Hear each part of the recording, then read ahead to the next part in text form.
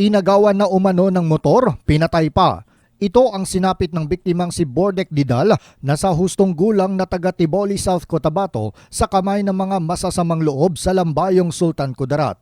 Ayon sa Lambayong PNP na pinamumunuan ni Major Leonel De Lasan, rumesponde sila sa Barangay Pimbalayan pasado alas 7 ng gabi nitong Miyerkules. Ito ay matapos makatanggap ng report sa natagpo ang nakahandusay na 2 tao. Pero naabutan na lang ng mga pulis sa lugar ang patay ng biktima habang ang kasama naman ito ay dinala na ng mga barangay official sa ospital. Sumbong naman sa mga pulis na nakaligtas na si Rodi Maderico, 33 anyos na taga Landan, Polomolok, South Cotabato. Pumunta sila ng kaibigang si Bordek sa Lambayong para dalawin sana ang kaibigang si Ibrahim Lucas.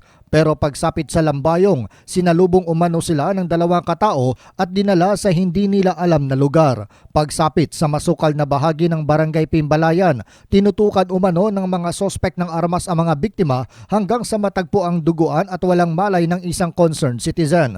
Na-recover ng mga otoridad sa crime scene ang 3 basyo ng di patukoy na armas. Nawawala rin ang Euro Marvel 125 motorcycle na sinakyan ng mga biktima. Nakipag-ugnayan na ang Lambayong PNP sa PNP unit sa karatig lugar para sa ikadarakip ng mga tumakas na salarin. John Sionosa, NDBC, Bida Balita.